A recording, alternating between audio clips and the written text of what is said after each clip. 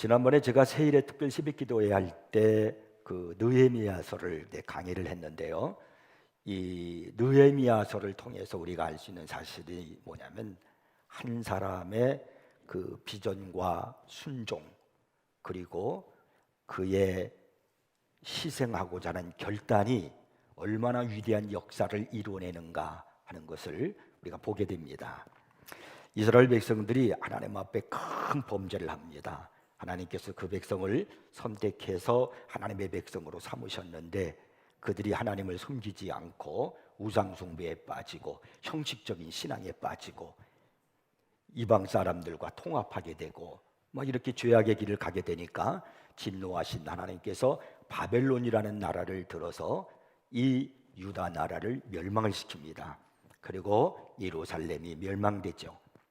그러다 보니까 예루살렘 성벽이 다 무너지고 예루살렘에 있는 성전까지도 다 무너지고 그 안에 있는 하나님 앞에 예배드리는 모든 것들이 기명들이 다 빼앗기고 말았습니다. 그리고 또 그곳에 있는 많은 이스라엘 사람들이 포로로 그 바벨론으로 붙들려 갔습니다. 그리고 하나님의 말씀하신 대로 그곳에서 바벨론에서 70년 동안 포로민으로, 그러니까 노예로 살아가게 되는 겁니다. 근데 하나님은 분명히 말씀하시기를 너희들이 70년이 되면 다시 돌아오리라 이렇게 약속을 하신 것처럼 바사 나라가 일어나 가지고 그 왕 고레스 왕이 영원할 줄만 알았던 이 바벨론 나라를 멸망을 시킵니다. 그리고는 이제 그곳에 있었던 이스라엘 백성들을 향해서 너희는 고국으로 돌아가라 하는 그러한 이제 그들에게 명령을 줍니다. 그래서 많은 이스라엘 백성들이 이제 그들의 꿈에도 그렸던 고토 예루살렘, 하나님의 성전이 있는 그 예루살렘으로 이제 돌아왔습니다. 그러나 70년 만에 돌아온 예루살렘은 완전히 폐허가 되었고, 그리고 무너진 성벽으로 인해서 이방인들이 그곳에 자리 잡고 있었고, 또 그리고 그 백성들이 거기서 산다라고 하는 것은 너무나도 힘들고 어려운 일이었습니다. 외적으로부터 괴롭힘을 당하고 제사를 약탈당하고 그런 일들이 벌어지고 있었습니다. 이제 그 후에 이제 바사 나라의 아닥사스다 왕 때 거기서 왕의 술관원으로 있었던 느헤미야라고 하는 바로 이 유다 백성이 있었습니다. 그는 거기서 큰 권력을 이제 차지하면서 왕의 사랑을 받으면서 있었는데, 이제 자기 형제 중에 한 사람이 하나니가 그 예루살렘에서 바로 이 느헤미야가 있는 이곳으로 이제 오게 된 겁니다. 그래서 그 예루살렘이 이제 궁금해진 거예요. 그래서 물었습니다. 예루살렘에 있는 그 환경은 어떤가? 그곳에 돌아간 우리 백성들은 지금 어떻게 살고 있는가? 이렇게 물었더니 이 하나니가 대답하기를 사로잡힘을 면하고 남아있는 유다 백성들이 그 지방 사람들에게 큰 환난과 능욕을 당하며 예루살렘 성은 무너졌고 성문은 불탔다라고 하는 그런 소식을 듣게 됩니다. 이 이야기를 듣자 느헤미야는 마음이 아파서 견딜 수가 없었습니다. 그래서 앉아서 수위를 울고 금식하며 하나님 앞에 기도했습니다. 그리고는 내가 그곳에 가서 무너진 그 성벽을 다시 세우고 혼란에 빠진 백성들을 구해야 되겠다라는 그런 다짐을 하게 됩니다. 그래서 아닥사스다 왕에게 이제 허락을 받아서 예루살렘으로 가게 됩니다. 예루살렘에 와서 그 느헤미야를 중심으로 해가지고 성벽 재건을 시작해가지고 완성까지 이루게 됩니다. 놀라운 일입니다. 어느 누구도 시도하지 못했던 일입니다. 140년 동안 무너진 채 그 누구도 다시 쌓아 올릴 염두도 내지 못했던 예루살렘 그 성벽을 52일 만에 재건해냈습니다. 그뿐만이 아닙니다. 성벽을 완성하고 난 다음에 에스라 제사장과 함께 수문학 광장에 모여서 영적 부흥 운동을, 신앙 부흥 운동을 이제 일으키는 겁니다. 하나님의 백성들에게 있어서 무엇보다 중요한 것은 영적 부흥 운동이거든요. 신앙이 살아나야 되거든요. 그래서 이 느헤미야는 수문학 광장에 온 이스라엘 백성들을 모아놓고 거기서 신앙 부흥 운동을 일으키는 겁니다. 에스라 제사장이 하나님의 말씀을 전할 때, 하나님의 말씀을 읽어줄 때 그들이 큰 은혜를 받았습니다. 울고 통곡하며 은혜를 받아 기뻐하면서, 그래서 그들의 신앙이 살아나기 시작했습니다. 신앙이 살아나서 생명이 있으면 반드시 열매를 맺게 되어 있습니다. 느헤미야 10장을 보면은 신앙 부흥 운동을 통해서 유다 백성들의 신앙이 살아나게 되자 그들이 하나님 앞에 세 가지 맹세를 하는 그런 내용이 나옵니다. 그 첫째가 바로 뭐냐면 이방 사람과 결혼하지 않겠다는 거예요. 느헤미야서 10장 30절을 보겠습니다. 우리의 딸들을 이 땅 백성에게 주지 아니하고 우리의 아들들을 위하여 그들의 딸들을 데려오지 아니하며. 이게 무슨 얘기입니까? 이것은 세상 따라 살지 아니하고 거룩한 성별된 생활을 하겠다는 것입니다. 왜 하나님의 백성들이 하나님을 알지 못하는 이방의 여자를 데려오고 이방의 남자들을 데려옵니까? 조건이 좋다는 거예요. 살만하다는 겁니다. 그러니까 며느리를 데려올 때, 이방 여자를 데려올 때 그 집안 가문이 괜찮고 이쁘게 생겼으니까, 이방의 남자를 데려올 때 그게 재력 있고 권력 있는 남자니까, 그래서 그 이스라엘 백성들이 그런 사람들을 데려와가지고 지금까지 결혼하면서 살아온 거예요. 이제는 그렇게 하지 않겠다는 겁니다. 이방 사람들과 결혼시키지 않겠다는 겁니다. 민족의 거룩성을 지키겠다는 거예요. 결혼에는 영적인 의미가 숨겨져 있는 겁니다. 그러므로 유다 백성들이 신앙의 성결을 유지하기 위해서 가장 먼저 그들이 결단한 것이 바로 뭐냐면 이방 사람과 결혼하지 않겠다. 다시 말씀드리면 세속적인 그런 생활을 하지 않겠다. 그들이 하나님 앞에 그 결단을 하게 된 겁니다. 그러면 두 번째 그들이 결단하게 된 것이 있는데, 그것이 바로 뭐냐면 안식일을 철저히 지킬 것을 결단했습니다. 그것이 바로 느헤미야서 10장 31절에 나와 있습니다. 혹시 이 땅 백성이 안식일에 물품이나 온갖 곡물을 가져다가 팔려고 할지라도 우리가 안식일이나 성일에는 그들에게서 사지 않겠고 일곱째 해마다 땅을 쉬게 하고 모든 빚을 탕감하리라 하였고. 이 말이 무슨 말이냐면 이제 주일 성수를 거룩하게 지키겠다, 철저하게 지키겠다, 그런 이야기입니다. 그러니까 예배 생활을 철저히 하겠다는 이야기입니다. 주일을 거룩히 지키는 것은 하나님의 백성된 성도로서의 마땅한 의무입니다. 그래서 주일에는 예배를 드리기 위해서 우리가 성도들과의 교제를 누리고 하나님 앞에 영광을 돌리고 섬기고 전도하고 그런 일을 하기 위해서 세상의 일들을 중단해야 하는 겁니다. 근데 지금까지 이스라엘 백성들은 그렇게 하지 않았어요. 주일을 거룩히 여기지 않았습니다. 주일을 자기 멋대로 살았다는 겁니다. 예배 생활을 제대로 하지 않았다는 겁니다. 그런데 이제 은혜 받고 난 다음에, 다시 하나님을 만나고 난 다음에 그들이 결단하는 겁니다. 이제는 주일을 거룩히 지키겠습니다. 예배 생활을 철저히 하겠습니다. 그 다음에 세 번째 그들이 하나님 앞에 맹세를 해요. 그게 바로 뭐냐면 11조를 드릴 것을 맹세합니다. 그것이 바로 느헤미야서 10장 32절 33절에 나와 있습니다. 우리가 또 스스로 규례를 정하기를 해마다 각기 세겔의 3분의 1을 수납하여 하나님의 전을 위하여 쓰게 하되 곧 진설병과 항상 드리는 소제와 항상 드리는 번제와 안식일과 초하루와 정한 절기에 쓸 것과 성물과 이스라엘을 위하는 속죄제와 우리 하나님의 전의 모든 일을 위하여 쓰게 하였고. 이게 무슨 이야기입니까? 하나님께 드리는 헌금의 의무를 다하겠다, 그런 이야기입니다. 여러분, 은혜 받으면 나타나는 현상 가운데 하나가 무엇인 줄 아십니까? 그것은 하나님 앞에 헌금 드리기를 기뻐한다는 사실입니다. 왜냐하면 은혜 받으면 마음이 주님께로 가 있기 때문에 그래요. 예수님께서는요, 마태복음 6장 21절에서 말씀하시기를 내 보물이 있는 곳에는 내 마음도 있느니라 그랬어요. 내 물질이 있는 그곳에는 내 마음도 있느니라. 그러니까 내가 마음이 있는 그곳에 물질이 간다는 거예요. 내가 하나님께로 향한 마음이 있다 보니까 하나님 앞에 물질을 드려 헌금을 하게 된다, 그런 이야기예요.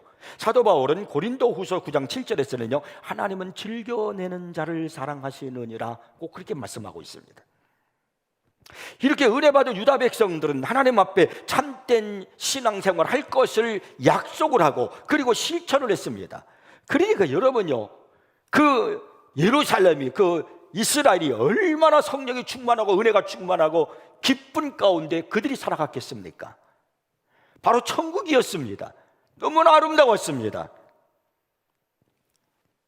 이런 모습으로 성경이 끝났으면 참 좋겠는데, 성경은 느헤미야서 13장 한 장이 더 있다는 거예요.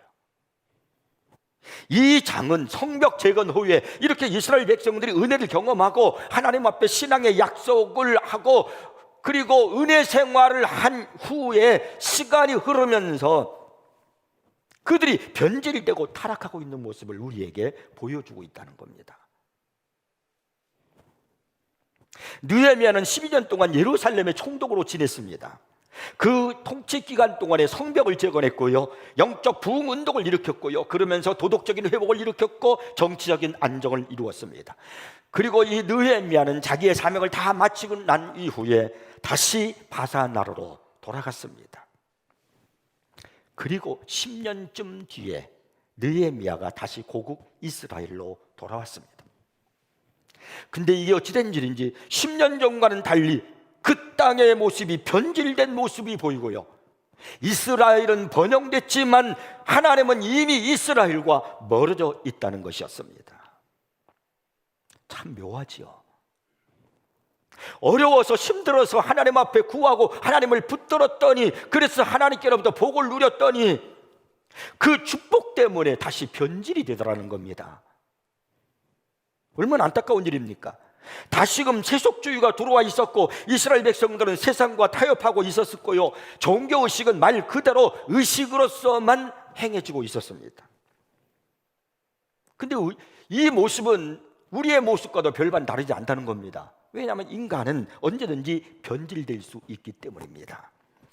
그러므로 항상 깨어 있어야 됩니다. 항상 나 자신을 돌아보아야 돼요. 성경을 통해서 나의 영적인 모습을 보아야 됩니다. 하나님의 말씀을 들으면서 지금 나의 신앙의 모습이 어떤지, 내가 하나님 앞에 바른 관계로 서 있는지 나를 돌아보고요, 잘못되고 변질된 것이 있으면 십자가를 붙들고 회개하고 고치고, 굽어진 것이 있으면 펼쳐나가서 하나님 앞에 바른 신앙생활 해나가는 사람이 되어야 하는 겁니다. 제가 참 좋아하는 예화가 있습니다. 이 이야기를 가끔씩 제 스스로가 읽습니다. 그것은 나 자신을 돌아보는 생각을 갖기 위해서입니다. 그래서 제가 여러분들에게도 이 예화를 들려주었습니다. 한 번 더 들려드리겠습니다. 어느 날 임금님이 나라 전체를 순시하게 되었습니다. 들판을 지나다가 어떤 젊은 목동이 염소를 치게 되는 것을 보게 되는데, 염소를 다른 어떤 사람보다도 아주 잘 몰고 있는 것을 보았습니다. 임금님은 그 젊은 청년을 잘 훈련시키면 좋은 신하가 되겠다고 생각을 해가지고 그를 목동으로서 궁궐로 끌어들였습니다. 그리고 그에게 몇 년 동안 훈련을 시킨 뒤에 작은 일을 한번 맡겨봤습니다. 근데 아주 지혜롭게 일을 잘 처리했습니다. 그런데 여러 해가 지나면서 그는 승진하고 또 승진해서 이제는 나라의 재무대실이 됐습니다. 이렇게 승승장구하는 그의 모습을 보면서 옆에 다른 신하들의 시기와 질투심이 생겨났습니다. 그들의 비난의 핵심은 이것입니다. 저 비천한 목동 출신인 주제에 어떻게 저렇게 높은 자리에 올라갈 수 있는가? 그래서 그들은 무언가 잘못한 것이 없는가 하고 열심히 눈여겨보았습니다. 그러던 중에 이 재무대신이 이상한 짓을 한다는 얘기를 들었습니다. 이 재무대신이 캄캄한 저녁이 되면 혼자 등불을 켜들고 가장 으슥한 작은 방으로 들어갔다가 그리고 얼마가 지나고 난 다음에 다시 나온다는 보고였습니다. 그러면 그렇지, 저 목동이 나라의 모든 보물을 관리하면서 가장 좋은 것들을 몰래 저 방에다가 다 숨겨놓았을 것이다, 이렇게 임금님께 고자질을 했습니다. 임금님이 이 신하를 붙잡아 두고서 그 방을 뒤져 무엇이 있는가 조사를 시켰습니다. 근데 그 방에는 아무것도 없고 다만 헌옷과 남루한 집신뿐이었습니다. 그래서 그걸 보고 임금님이 이 재무대신에게 묻습니다. 이게 도대체 어찌된 일이냐? 자초지종을 얘기해 보아라. 그 신하가 임금님께 이렇게 말합니다. 임금님, 저라고 보물을 만지는 재무대신을 하면서 왜 유혹을 받지 않겠습니까? 저는 이런 유혹을 받을 때마다 저 방에 혼자 들어갔습니다. 그리고 저것은 옛날에 제가 쓰던 그 남루한 옷이고 헌 신발입니다. 비천한 목동이었던 저를 불러서 이 궁궐에 들어오게 하시고 저에게 은혜를 베풀어 주셔서 재무대신까지 이렇게 되게 하신 것, 그것을 기억하면서 늘 마음속으로 감사하고 임금님의 은혜를 기억하기 위해서 그렇게 한 것입니다. 그때 다른 모든 신하들은 이야기를 듣고 부끄러움을 갖게 됐다는 겁니다. 여러분, 우리에게 가장 어려운 것이 무엇일까요? 그건 초심을 잃는 겁니다. 남녀가 서로 사랑해서 결혼할 때 그 첫 번째 그들이 가졌던 그 마음, 그걸 잃어버리는 거예요. 시간이 흐르면서 지속시키지 못하는 겁니다. 우리가 하나님을 섬기고 예수를 믿으면서 은혜 받고 구원의 감격 속에 은혜 받은 그 마음, 그 내 마음 안에 있는 성령의 충만, 주를 위해서 살겠다라고 하는 그 신앙의 열정, 그것이 계속 지속이 되어야 할 텐데 계속 지속되어진다는 것이 힘들더라는 거, 잃어버린다는 겁니다. 그래서 우리도 이스라엘 백성들처럼 처음에 그 감격, 그 은혜를 잊고 육신으로 돌아갈 때가 있습니다. 그러다 보니까 신앙이 형식이 되어버리는 겁니다. 매너리즘에 빠지는 거예요. 타성에 젖는 거예요. 아니, 이제는 짐이 되어버렸습니다. 사랑하는 성도 여러분, 지금 여러분의 신앙이 매너리즘에 빠지지 않았는가 한번 살펴보십시오. 일어나야 합니다. 개혁되어야 되고 새로워져야 합니다. 느헤미야 13장에서 느헤미야가 변질된 이스라엘 백성들에게 잘못된 신앙을 수정하려고 권면하고 책망하면서 그가 하나님 앞에 이제 기도를 합니다. 근데 그 기도를 보면 느헤미야가 무엇을 개혁하려고 했고 무엇을 그가 실행했는가 하는 것을 우리가 알 수 있습니다. 자, 그러면 느헤미야가 어떤 기도를 했는가 우리가 한번 살펴보겠습니다. 첫 번째 기도입니다. 그것이 느헤미야서 13장 14절에 나왔는데 한번 읽어보겠습니다. 내 하나님이여, 일로 말미암아 나를 기억하옵소서. 내 하나님의 전과 그 모든 직무를 위하여 내가 행한 선한 일을 도말하지 마옵소서.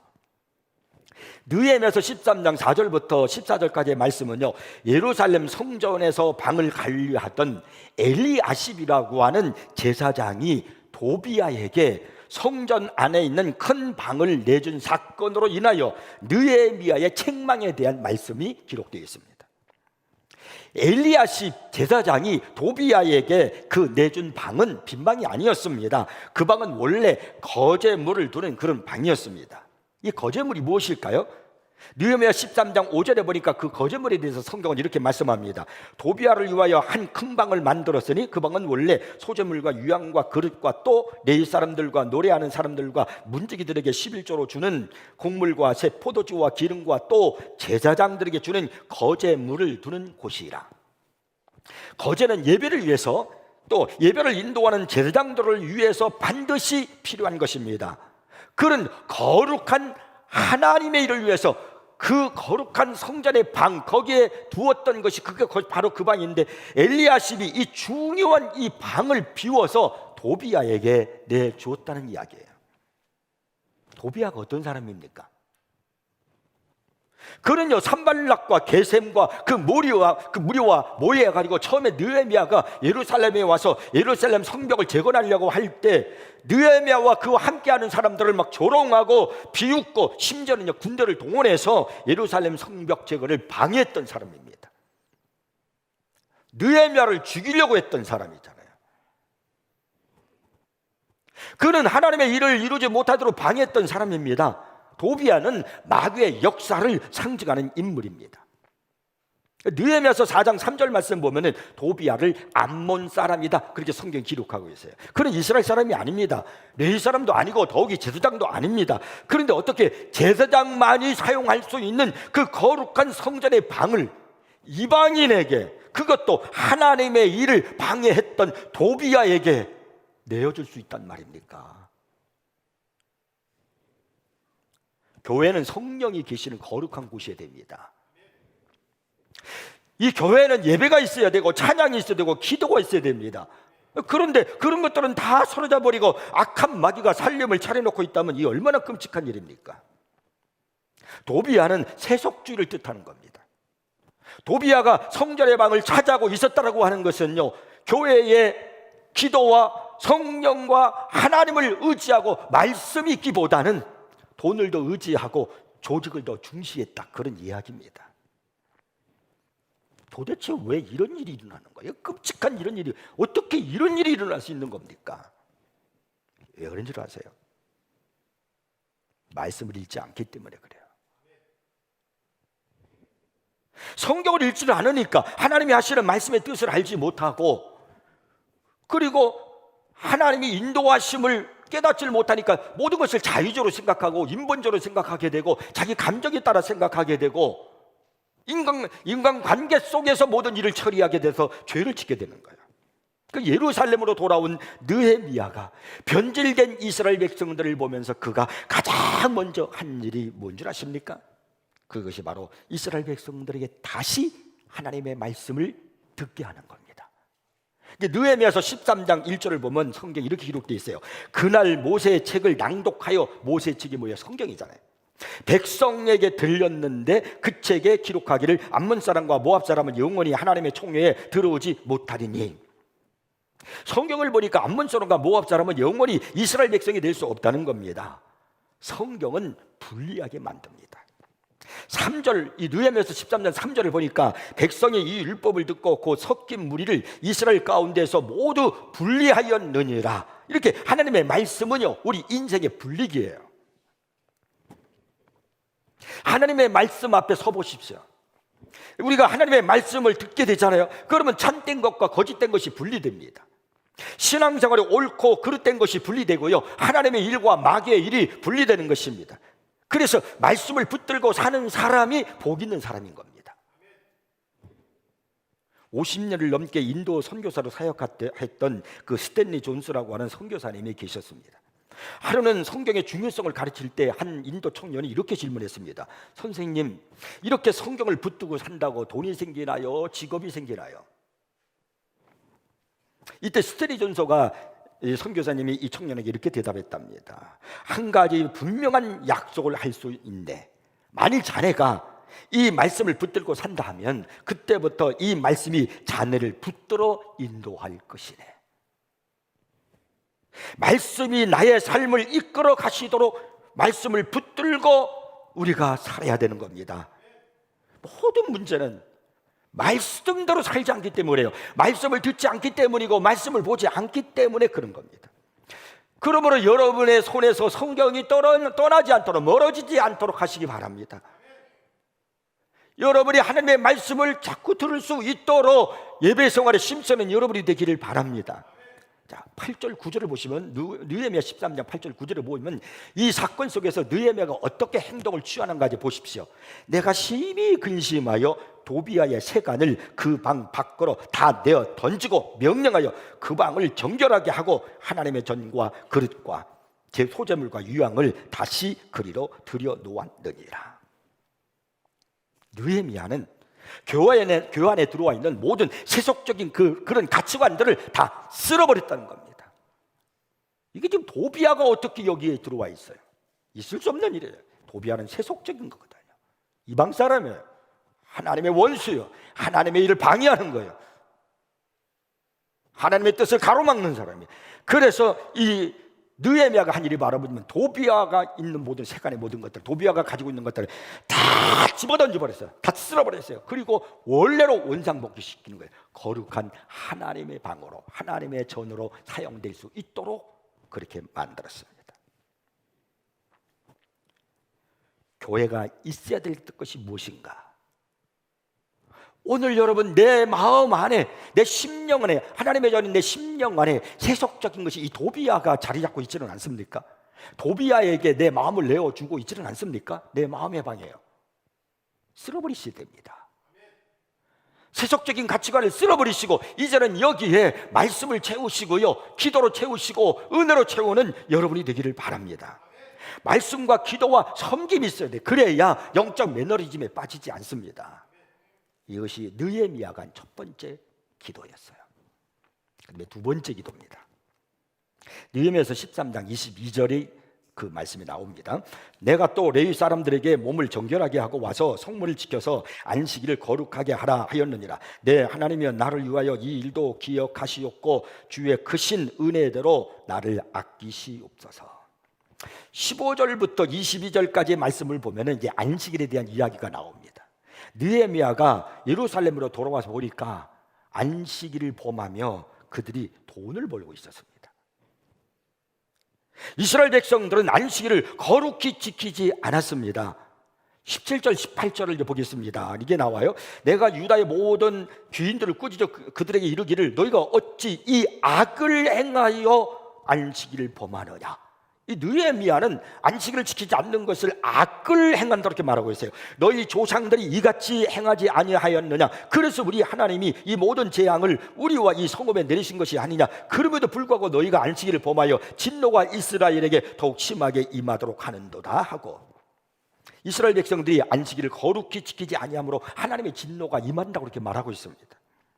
안식일이 온통 뒤죽박죽이 되어버린 이런 그 당시 느헤미야 보니까 다시 돌아보니까 그런 상태예요. 주일 성수가 없는 거예요. 그래서 이 안식 어떻게 했냐면 느헤미야가 이렇게 돼서는 안 된다. 하나님의 진노가 임한다. 그래서 그 한 일이 바로 뭐냐면 19절에 보니까 보세요. 느헤미야가 어떤 행동을 취하는가. 안식일 전 예루살렘 성문이 어두워갈 때에 내가 성문을 닫고 안식일이 지나기 전에는 열지 말라 하고 나를 따르는 종자 며칠 성문마다 세워 안식일에는 아무 짐도 들어오지 못하게 하였으므로. 그 안식일날 되기 전날 예루살렘 성 안으로 들어오지 못한 성문에 사람들을 다 배치시켰어요. 바깥에. 그리고 문을 딱 닫아버렸어요. 그 짐이 밖에서 짐이 들어오지 못하도록. 무슨 짐이요? 장사하는 짐이요. 그러니까 경제활동 돈 벌고 이런 거 하지 못하도록 그렇게 했다라는 겁니다. 이렇게 해서라도 안식일을 지키는 것이 중요하기 때문에 지금 이 느헤미야는 그렇게 하는 겁니다. 이 안식일을 지킨다는 것은요, 예배를 드린다는 것을 말하는 것이고요, 이것은 또한 내가 하나님의 것을 구별하여 드린다는 것을 말하는 겁니다. 이스라엘 백성들이 안식일을 지키지 않으니까 예배를 드리지 않게 되지요. 예배를 드리지 않으니까 11조 생활도 하지 않게 되는 겁니다. 예배의 실패는 하나님의 말씀을 잊어버리게 만들었고요, 그리고 11조 정신도 사라지게 하는 겁니다.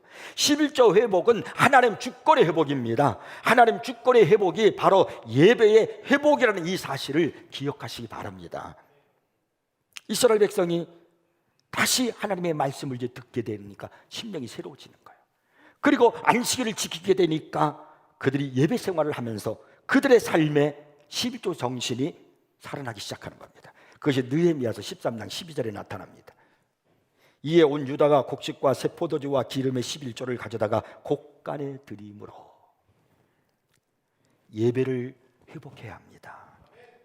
예배가 인생에서 가장 중요합니다. 예배를 통해서 하나님에게 나의 삶을 맡길 수가 있고요, 내가 맡긴 그 삶을 받으신 하나님께서 내 인생에 내 삶에 은혜를 베풀어 주시기 때문입니다.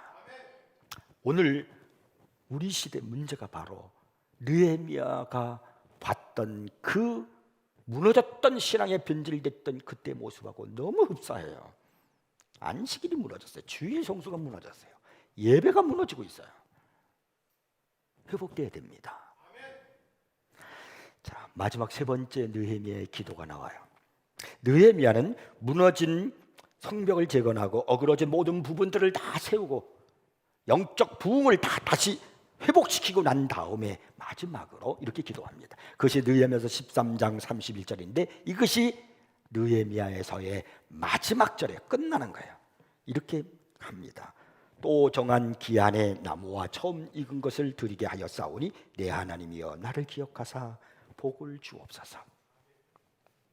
하나님, 지금 제가 이렇게 한 일, 세속주의에 빠져있는 이 이스라엘 하나님 백성들을 바르게 하려고 했고, 그리고 안식일을 거룩하게 지키기 위해서 지금 내가 이렇게 했던 이 모든 일들, 하나님 이런 모든 일들을 기억하사 나에게 복을 주옵소서.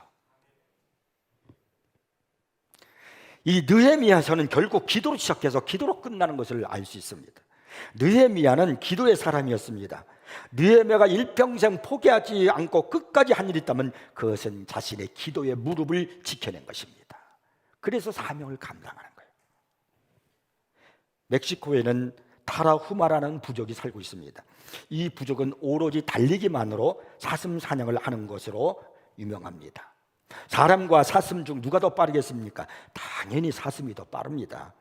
사슴은 평균 시속 60에서 80km 정도로 달리는 반면에 사람은 그 절반에도 미치지 못합니다. 속도로만 보면 그 달리기로는요, 사슴 사냥을 한다는 것은 있을 수 없는 일, 아니 불가능한 일입니다. 그러면 이 타라후마라는 부족이 도대체 어떻게 사슴 사냥을 한단 말입니까?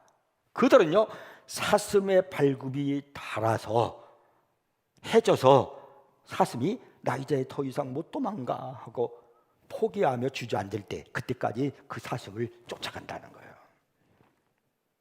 타라후마라 부족의 사슴 사냥 방법은 빨리 달리는 데 있는 것이 아니라 끝까지 달리는 데 있었던 거예요. 끝까지.